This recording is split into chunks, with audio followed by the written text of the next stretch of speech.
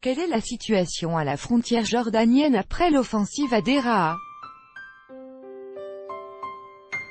Grâce aux efforts diplomatiques du côté russe, les militaires syriens ont réussi à reprendre le contrôle de certains secteurs proches de la frontière avec la Jordanie.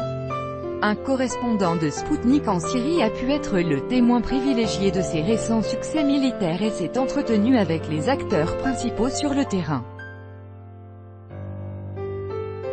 Lors de l'opération de l'armée gouvernementale de Damas dans la province de Deraa, certains secteurs de la frontière avec la Jordanie ont été repris par les militaires syriens.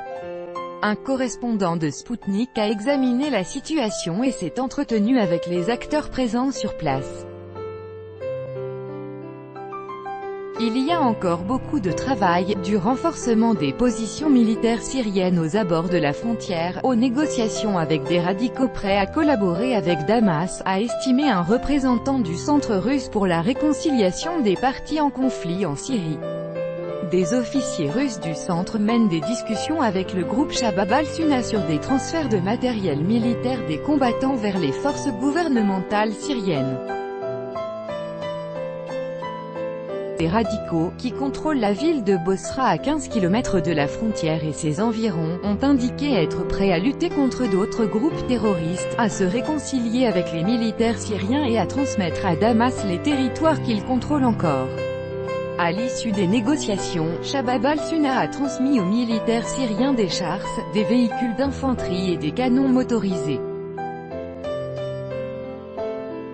Cela étant, le dialogue n'est à l'heure actuelle maintenu qu'avec des petits groupes tels que Shabab al-Sunna. Il n'y a aucune négociation avec les terroristes du Front al-Nosra * ou de Daesh *, dont les troupes sont pour l'instant bloquées dans un triangle entre Israël, la Jordanie et la Syrie. Nous avons suffisamment de forces militaires sur le terrain. Nous sommes prêts à continuer d'avancer quand nous en recevrons l'ordre, a annoncé à Sputnik un mitrailleur syrien. À ce moment même, des gardes-frontières érigent des fortifications sur leur position à une distance de 3 km des radicaux. Je pense que les jours des terroristes dans le sud de la Syrie sont comptés. Quand Saïda sera prise, Bosra capitulera, l'armée atteindra alors le poste de contrôle de Nassib. Nous rejoindrons alors les terroristes et les couperons de la frontière. Sans approvisionnement, ils ne tiendront pas très longtemps, a souligné un officier syrien. Lors de son déplacement aux côtés d'officiers russes et de militaires syriens sur les territoires contrôlés par les radicaux, le journaliste de Sputnik a pu notamment rencontrer une famille de réfugiés provenant de la ville syrienne de Saïda.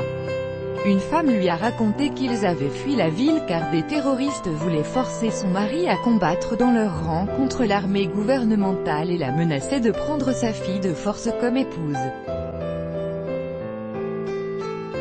Nous sommes des réfugiés de Saïda, j'ai fui avec ma famille.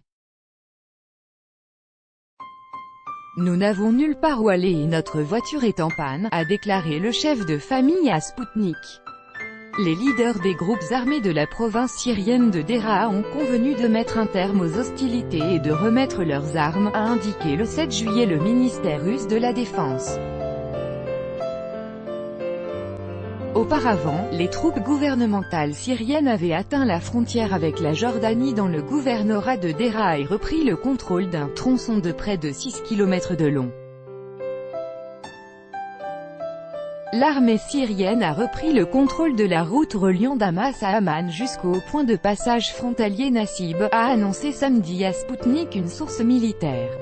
* Organisation terroriste interdite en Russie.